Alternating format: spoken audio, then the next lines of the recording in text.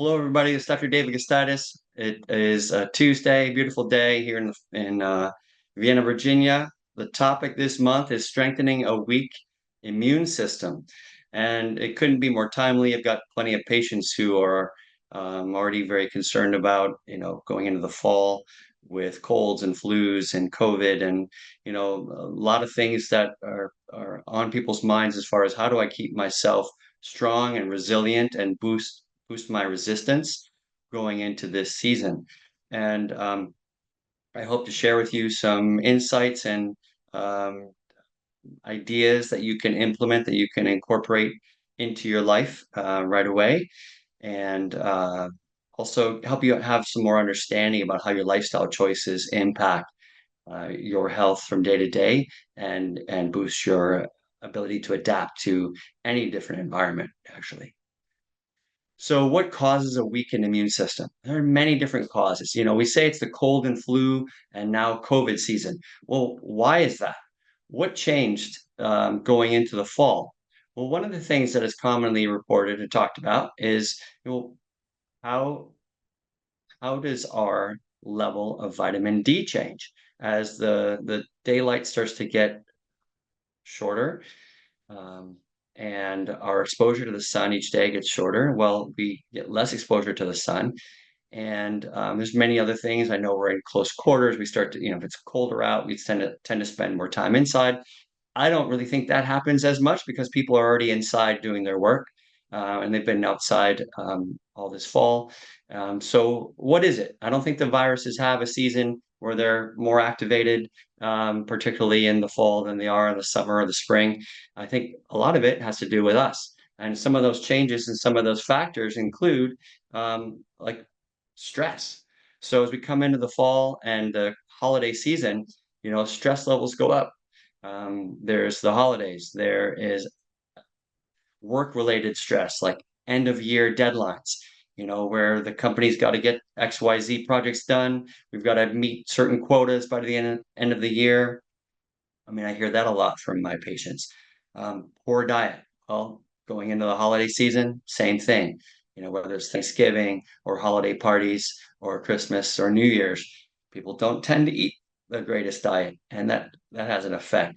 Nutrient deficiency, well, as a result of not eating more junk food or maybe having more alcohol or having more sugar, we're also not getting enough of the things that provide nutrients. We'll talk about all this later. Exposure to toxins continues, but just in general, if we have any time of the year, exposure to toxins is a factor when it comes to the burden that our immune system has to carry. Lack of exercise, not getting enough stimulation and not getting enough movement to promote healthy circulation. Sleep deprivation, people are sleep deprived all year round. Altered gut microbiome. So that's the ecosystem of bacteria and viruses and other microorganisms that live in our gut. So that ecosystem should be balanced and healthy and providing us with all the life-giving benefits that it gives. There's about 500 trillion different microorganisms that live on us and in us, and only 50 trillion of our own. So we are 1/10 of the living organisms that live in our bodies. Our cells are 1/10, and so we're really more microorganism than human cell. And those microorganisms, if they're in balance, they provide us with a lot of life-giving support, like helping us break down nutrients for absorption. They help us manufacture vitamins in our gut. They help protect and nourish the lining of our gut wall. They communicate with the immune system, with the brain. And part of that is, when it comes to the immune system, they help maintain that important barrier so invading pathogens can't get in. So microbiome is super important. And chronic inflammation, that drags down the immune system, and diabetes. So when your blood sugar levels are chronically high, when your system is dealing with that burden over a long haul, that that stresses out the overall body and can lead to just a drag, a drain, or strain on the overall system, causing a weakened immune system. So if you look at this chart, look at this pattern here. So different types of stress. We have physical stress, like injuries or inactivity. We have emotional stress, like our own internal of ourself, and also emotional stress with others.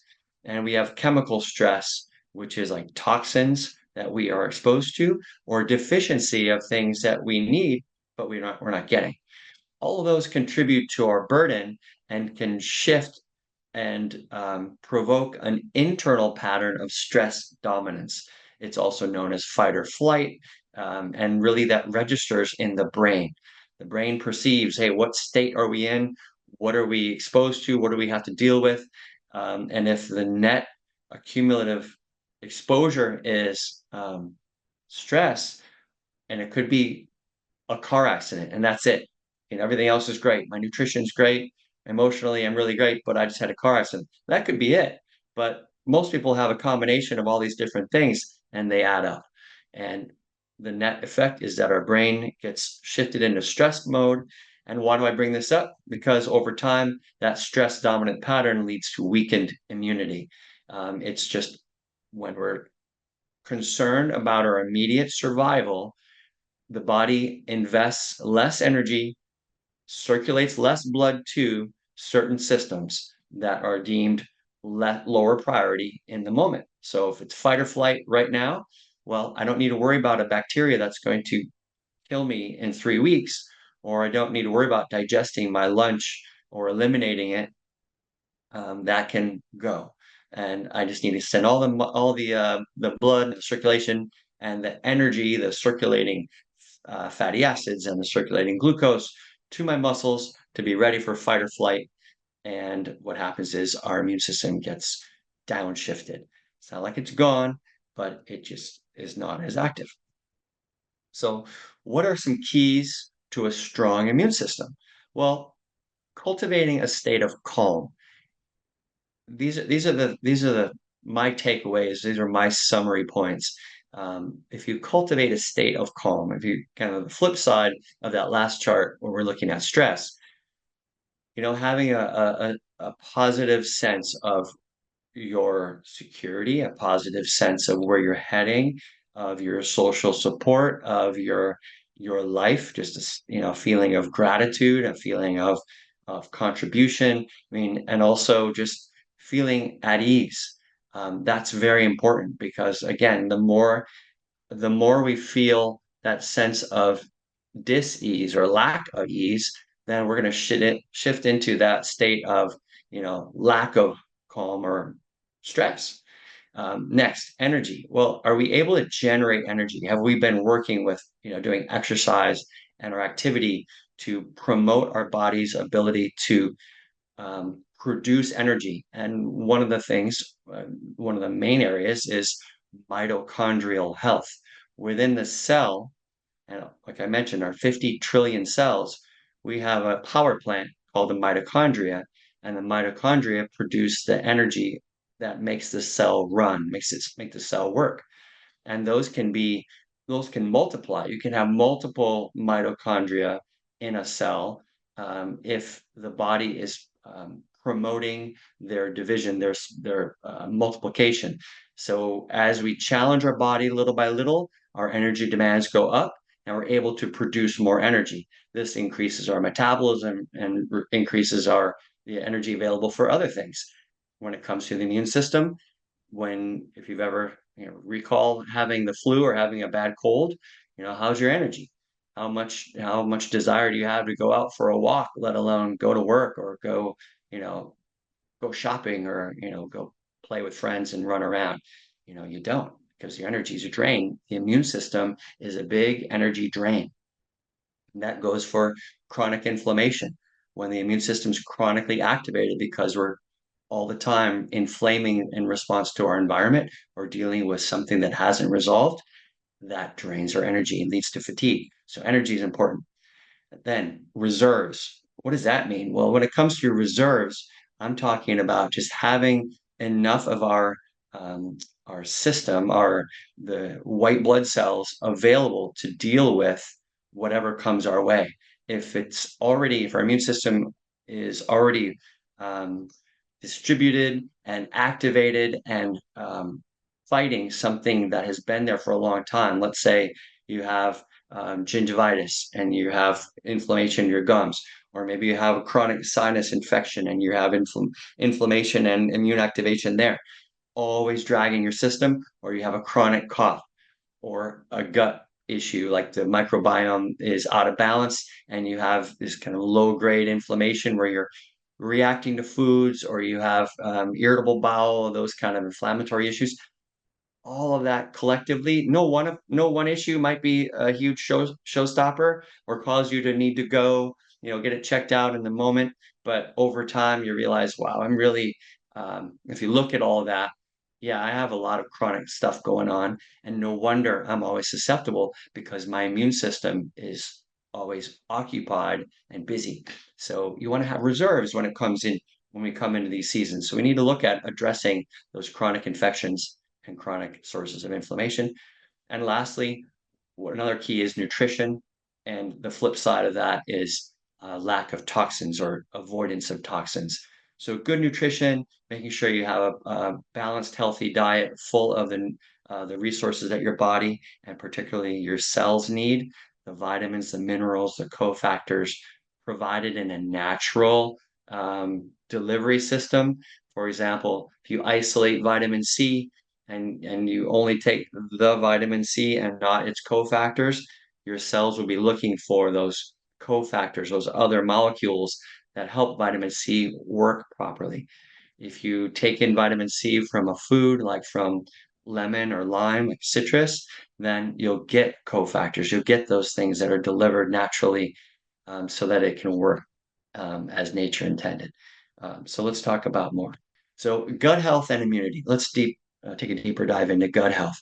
Well, like I said, the microbiome, it's made up of all these different microorganisms, bacteria, viruses, and other microbes that are all supposed to be there. There are healthy viruses. You hear that term. A lot of people don't realize that.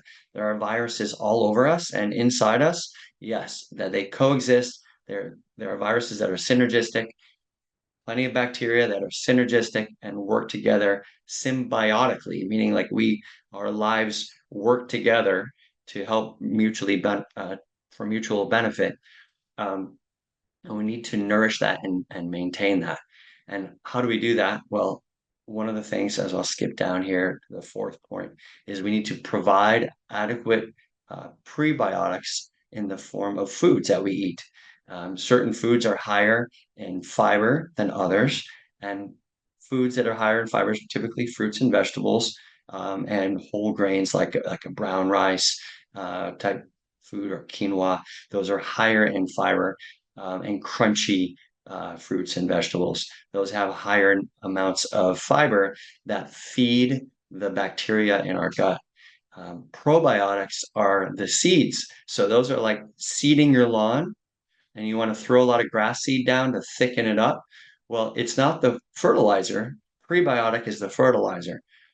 Probiotic is the seed. So if we throw a bunch of seed down, they're going to grow for a little while until they run out of fuel. So if we don't give our microorganisms, our bacteria in our gut enough fuel, enough fertilizer through prebiotics like fiber, then they don't grow as well. They don't establish themselves as well. So that's super important. Now I mentioned in here gut brain on the left. The gut brain connection with regard to immunity, when the gut is strong and healthy, the gut communicates all the time with the brain. And it does so via primarily the vagus nerve, but also chemically through our bloodstream. But there's a whole nervous system around the gut called the enteric nervous system. And it's like over 100 million neurons. It's vast. I think it's probably a higher number that they've discovered even at this point. But that whole neural network communicates with the brain via the vagus nerve, which carries all this information about the status of things in this region. And as your health in your gut goes, then your brain takes word of that, or gets word of that and modifies itself. So it can influence our moods, it can influence our immune system, it can influence overall stress states. It can influence really everything, our sleep. That whole system is constantly controlling and regulating itself with communication. So what we know is that a healthier gut influences and creates a healthier overall body. And when it comes to our food choices, that makes a huge impact on the diversity and the balance of that gut ecosystem. Now, what happens if we're exposed to toxins, if we're exposed to a lack of nutrients or other non-foods or processed foods, we start to inflame the gut. And if the gut starts to inflame, what often happens is the gaps between the cells. So if these are the little cells lining let's say this is the side of the intestinal wall, and the gaps are supposed to be small.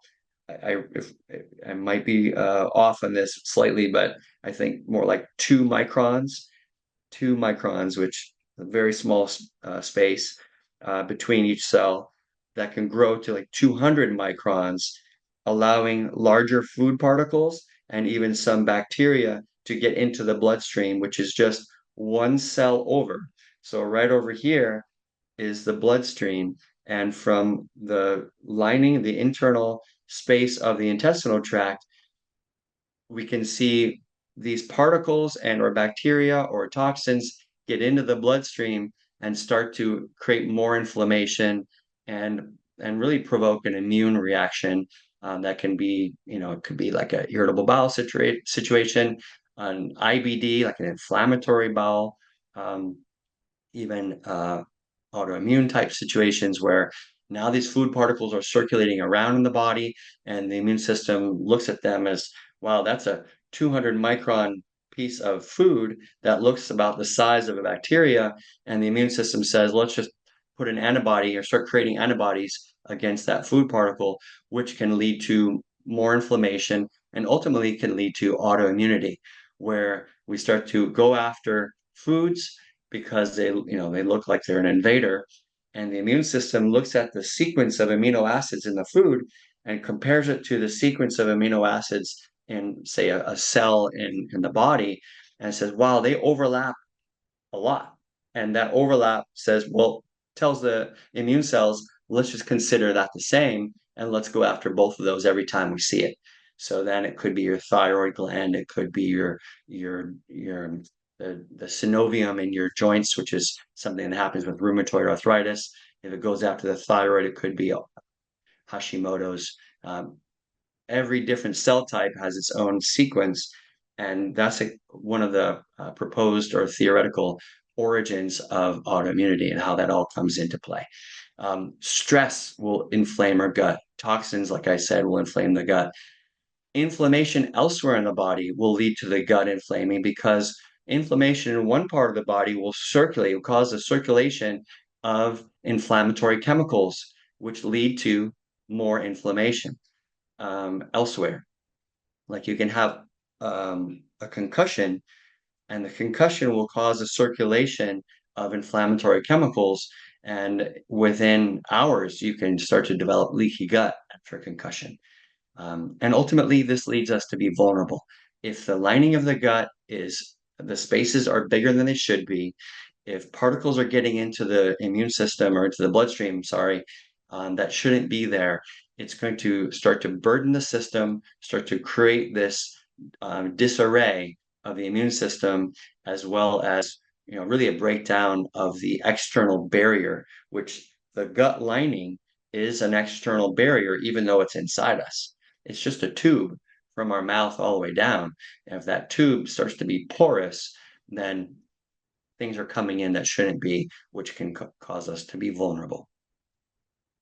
Now, what are some of the things that you can do? What are some of the things you can add? We already talked about in terms of foods, we talked about citrus. Citrus foods like lemon, lime, oranges, but those are really high in vitamin C. Other foods that are high in vitamin C are like peppers. Some people can handle peppers, and if you can, make sure you don't trim away that white lining, the membrane on the inside of, say, a bell pepper. That white lining actually is very rich in vitamin C. Mushrooms have a lot of vitamin C. Dark leafy vegetables like kale, collard greens, arugula are great foods for immune health. Garlic is very has high antimicrobial properties, so great to include just on a regular basis. Make sure the whole family has it, so you're not worried about your breath. Fermented foods are great because they're high in probiotics. So foods like kombucha, kefir, like sauerkraut and kimchi are all great to add to your diet. Bone broth is tremendous when it comes to helping promote immune health for many different reasons. It's high in protein, high in collagen, but it's high in many different nutrients aside from those that help promote immune health. So we often have, we think of chicken soup and how nourishing it is when we're sick. In fact, it is. It's very healthy for you, particularly when it's made from chicken pieces that have the bone. So don't try not to make it from um, let's say chicken stock and chicken breast. If you took a whole chicken and did like a pressure cooker, like an Instapot type chicken soup, way better because you're going to extract a lot of that bone broth or those bone based nutrients from the chicken bones, and it'll get into the broth and it's much more nutritious. And protein. So protein is key for immune health because these immune cells, if we identify an invader and we need to multiply the number of cells we're creating, the basis of all those cells is protein. So we need to have adequate protein in our diet to make those cells. Specific nutrients, like I mentioned, vitamin C before with the citrus, but vitamin C helps the immune cells know where to go. It helps them to better locate their target. So I think of it as like Pac-Man going around, and you're putting night vision goggles on Pac-Man so it can go around and find the invaders where it needs to attack. Zinc is important for the development of T cells. T cells are crucial to being able to lead the immune response. Vitamin D3, a lot to say about that. It's basically like the traffic cop for the immune system, helping to regulate traffic and also helping regulate the balance and the shift from one type of immune response to another. Almost think about it as like the chief of police. It helps to administer or direct the different resources of the police force in response to different um, perpetrators. So omega-3s are anti-inflammatory and they're required. Omega-3s and omega-6s are both required fatty acids. What happens is, especially in the US and in Western culture, we typically consume between 25 and 40 to 1 ratio of omega-3 to of omega-6 to omega-3. Omega-6 being the 25 and the 1 being omega-3. This ratio should be closer to 3 to 1 or ideally 1 to 1, meaning that we're in balance between 6 and 3. Why is that so important? Because omega-6 is the building block for inflammation, pro-inflammation, and omega-3 is the building block for making an anti-inflammatory response.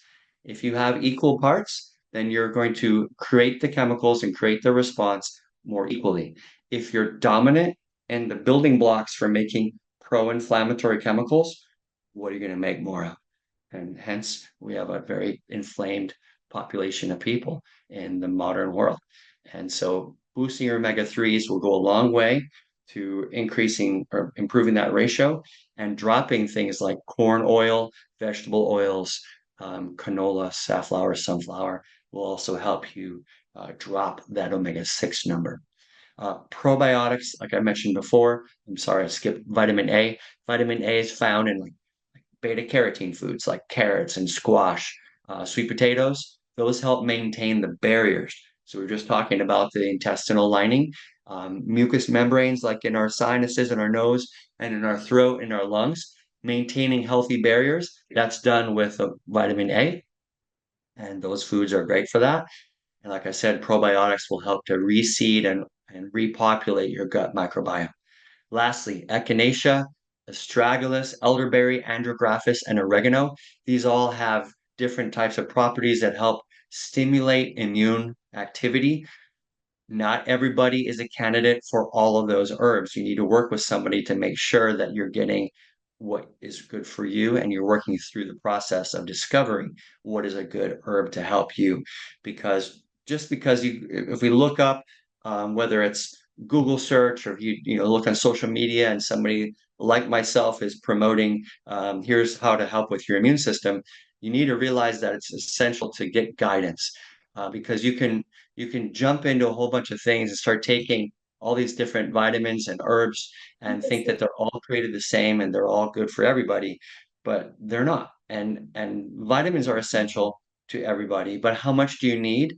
What are your vitamin D3 levels in your blood? You should know. If you're sufficient and you take a whole bunch more, then you're taking too much.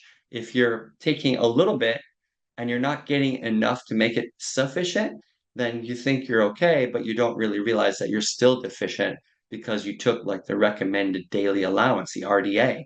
The RDA is often just the RDA is established to help keep you on the healthy side, on the other side of disease. What's the minimum amount of this vitamin you need to take to not produce a disease? It is not um, an amount that is going to tell you how much you need to take in order to be healthy in an optimum sense. So that's a very different conversation. Vitamin D, for example, levels below 40 have been found to be linked with risk of autoimmunity. Levels below 30 have been linked with higher risk of cancer. The range from the blood um, and blood tests goes from 30 to 100 for vitamin D3. Now, why would that not go minimally up to 40, you would think? I don't know the answer to that. I don't know why they would have that. But now that you know, and there's plenty of studies to show that levels above 40 is a minimum to be out of the range of those kind of conditions. And vitamin D is very linked, vitamin D deficiency is very linked to higher risk of respiratory infection, whether it's cold, flu, or COVID. And that's something that really is a simple fix. It's a cheap vitamin to get and to become sufficient in. And when it comes to the fall and the winter, we don't get any more sunlight, we get less. And so those numbers typically go down. And so it's a very important one. I highly recommend you get into that and find out. Ask me, reach out to us. We'll get you set up with a blood test to see how you're doing. Back to the herbs, again, they can be antimicrobial in general. They can be antibacterial, antiviral. Oregano is one of those that is really well studied, that it's both. It's antiviral and antibacterial. The other ones have different qualities, different effects. Um, we need to navigate which one's the right one for your situation. Strategies to strengthen immunity. Again, going back to not just treating, I got a cold, not just treating it with an herb, but how do we just strengthen our immunity so that we don't get sick in the first place? I think there's not enough conversation, not enough education around the idea that our immune system can be strong. Our immune system has the capacity, has the wisdom, and is truly designed to adapt to our environment, to all the microbes that are out there. Some may be new to us, but we're designed to be able to respond to it without having a huge sick response. If we do get sick, we learn from that and we develop the antibodies that are there for the next encounter. But it's very important to realize that you have the capacity to provide your immune system with a lot of support and a lot of ways to strengthen it so that you have higher resistance. One of those is sleep. It's it's a big key to immune health. It's essential for brain repair and for the brain to reset. It shifts us from a state of stress to calm, helps us focus our energy on healing all things, not just our immune system, and it helps us build up those reserves that I was talking about. Um, Stress reduction. Well, all of us have some level of stress. We need some stress to get us out of bed in the morning. To be honest with you, we need to have some to keep us alive. But higher levels of stress that are beyond what we need to get us moving and motivated can lead to, like I said before, that stress dominant pattern. So if you're struggling with stress, I encourage you to write a list of your stressors, uh, divide that list out in terms of what you can control and what you can't control. And what you cannot control, put that aside. And we're going to work on trying to make peace with that list. But the things you can control, pick the one that would make the biggest impact and work on it. If you need a therapist, if you need somebody who's going to hold you accountable or somebody to talk this through with, grab a friend, grab a family member and say, look, I'm trying to work on this for the next 4 to 6 or 8 weeks. And I want to make a change in this one aspect of my life and pick that stressor and work on it. The more you can start to gain control over your stress and your life and your perspective, your perception on stress, that's what really matters. It could be the same person in your life that stresses you out. It could be the same job. It could be the same world affair, whether it's a war, whether it's some other social cause, you name it, that bothers you and keeps you up at night. If you start to make some peace with that one thing, that can help to lower your stress tomorrow. Practice relaxation. It's like a muscle. It's a state of being. You need to work at it. You can work on 4-7-8 breathing as a way of relaxing. That's inhaling for a count of 4, holding your breath for a count of 7, and exhaling for a count of 8. And do that repeatedly. You probably will start to yawn after you do that for a couple of times. So doing that before bed will help you to really relax before bedtime.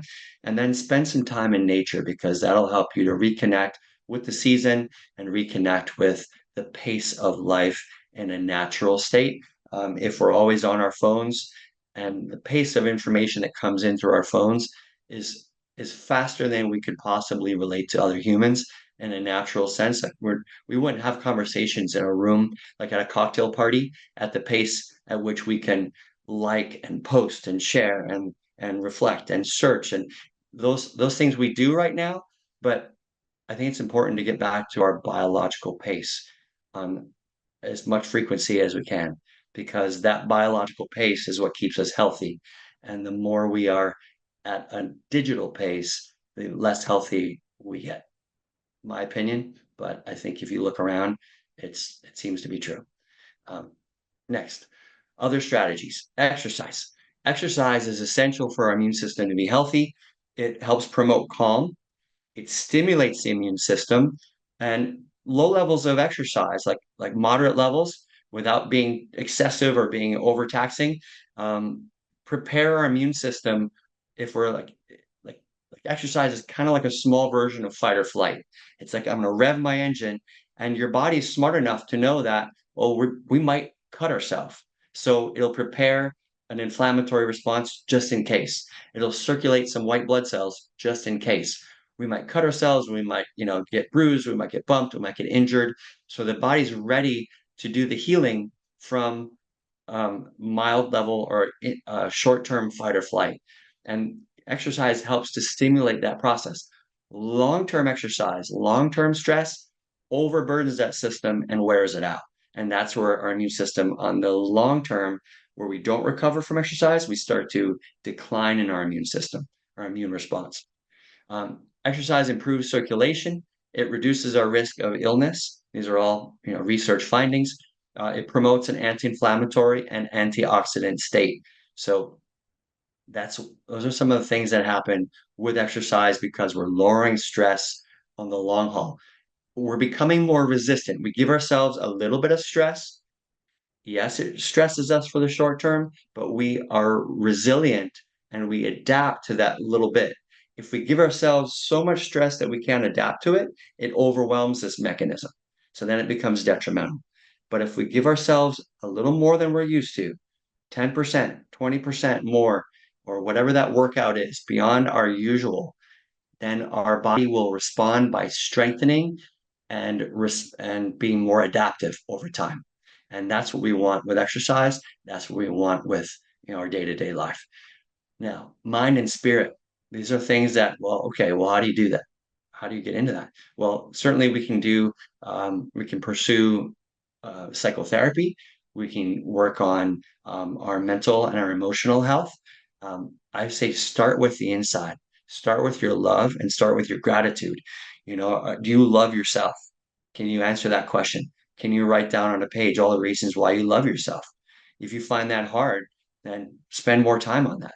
Talk to others and say, hey, I'm working on my self-esteem. I'm working on my self-worth, feelings of self-worth, feeling of self-love. Can you love yourself 5%? What would you do? What are 5 things you would do today that would demonstrate that you love yourself 5% more, or that have 5% more self-esteem than you had yesterday? 5% more, just a little step more. Start cultivating baby steps in that direction, and you'll find it'll do wonders for your internal feelings of well-being. Have positive social interactions, avoid the negative ones. That's kind of an obvious one, but it's not always easy to do. Pay attention to the negative ones. Who is it that walks in the door that makes you feel like your heart gets in a knot, your stomach gets in a knot? Nurture supportive relationships. Look for people in your life that support you, and get your group of like the 5 people that are the most supportive and nurturing to you, and be one of those for somebody else. So give it before you get it. Have strong social connections. So building those groups in your life, like whether it's church, whether it's work, it could be your family, it could be, your team that you play sports with, it could be a hobby that you're a part of.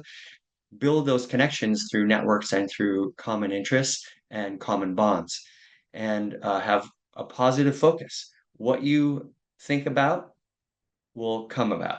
So where you put your focus, energy will flow. So where focus goes, energy flows. There's all the different sayings that kind of mean the same thing. You expand, you almost zoom in with your attention. If you zoom in on something in your life because you put all your attention on it, you're going to see more detail the more you look at it, the more you think about it. You'll see more detail, you'll really get into the weeds. But if you can step away from that one thing and look around and look at the big picture, instead of just analyzing the one tree, now you see the forest. And you realize, oh, this is a really beautiful forest. Instead of just looking at all the flaws of that one tree. That one tree, oh, it's really old and it doesn't produce fruit anymore, but it does have a big strong trunk and it does have these nice branches. But if I step back and look at the flourishing forest, and you see, wow, it's got all these different stages of life. You have little saplings, little shoots coming up, and you have the old wise trees that have withstood hurricanes or whatever. And you see all the ones in the middle. Now you see the entirety. When you look at your life so much with a microscope attached to your forehead, then you see all the details and can become negative real easily, because there's a lot of things you can become negative about. It's easy to do, but it's also just as easy to focus on positive if you allow yourself to focus there. Spirituality, this is a topic for, countless, we can do many different webinars on this, but, if believing in a higher power is something that you have in your life, um, I think it's very powerful. It's been researched actually, that belief in a higher power is beneficial to your immune system. But I think looking outside, is there more than me? Is there some driving force in nature? This is something that in chiropractic philosophy we look at. What is this life force that is out there in the world that's making, that exists, that's different from another planet that is lifeless, right? So what is this whole life force that's living on the surface of the earth? Um, and what's driving all that? What's this intelligence that makes life work? And the circle of life, from, borrow from Lion King, this circle of life that's going on. There's some intelligence there. So if you just look at that intelligence and say, well, if you're not a religious person, but you look at that intelligence, there's something there that you can trust, that there's wisdom that's been going on for millennia, that has kept our species alive, that has allowed us to coexist with all these different species, and it's quite remarkable. The more you study biology, it's becomes more and more amazing.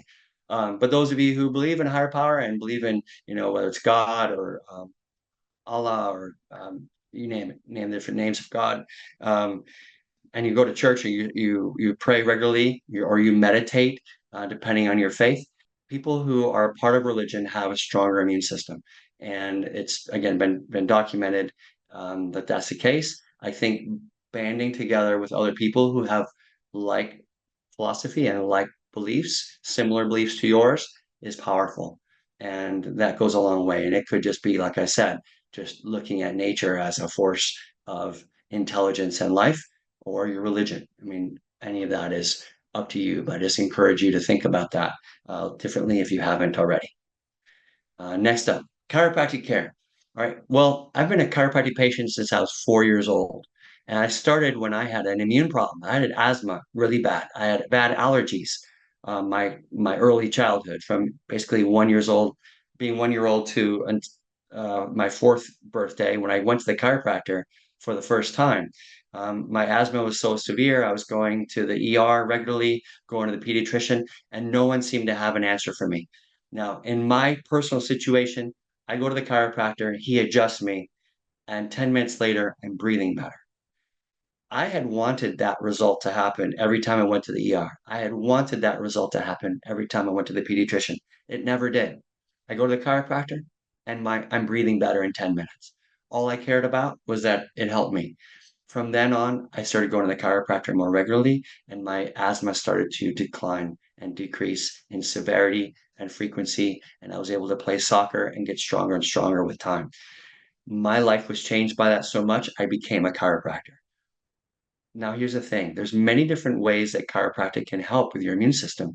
Unfortunately, we don't have the big studies to say with, proof of connection, a proof of causation that chiropractic care made my immune system stronger. But we see all these other in between or indirect benefits of chiropractic.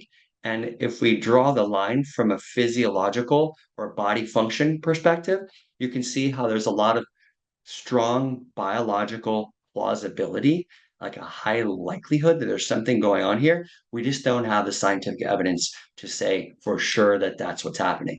But I observe it in my clinic. I see a lot of patients report that, hey, I don't get the colds that I used to since coming in to see us. I don't get the allergies I used to. I don't get the congestion. My GI tract is not as inflamed. All these different things get improved. I just don't have the scientific study to say, oh, let me show you the proof. I have anecdotal evidence, and many, many other chiropractors have the same. So, with all that said, here's some of the benefits of chiropractic that we see are indirectly beneficial to the immune system, such as protection of the spinal cord. If you protect the spinal cord, you're putting less stress, less damage on the spinal cord, which is the life giving pathway between the brain and the nerves and the organs of the body. All the communication coming out of the brain goes through the nerve system, and the spinal cord is the main lifeline carrying that information. Chiropractic adjustments are known to activate the prefrontal cortex of the brain. This is where we have all of our executive functions like focus, concentration, but also immune regulation. Hugely important there. We know that's activated with chiropractic adjustments. We have decreased cortisol, aka the stress hormone levels. We have lowered inflammation, increased levels of white blood cells, improved brain body communication, kind of that spinal cord conversation, increased proprioception. Now, that's a big word. That's self awareness. That's the sense of self awareness. That's all the joint receptors in your body that tell you where you are in space. So you can close your eyes and you can find yourself without having to see it because you know where you are and you can find your way around with gravity where you are in the room because of proprioception.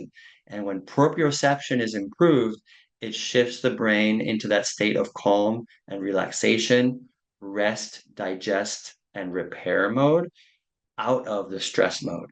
So the more proprioception we can give our body, which is also improved with exercise and movement.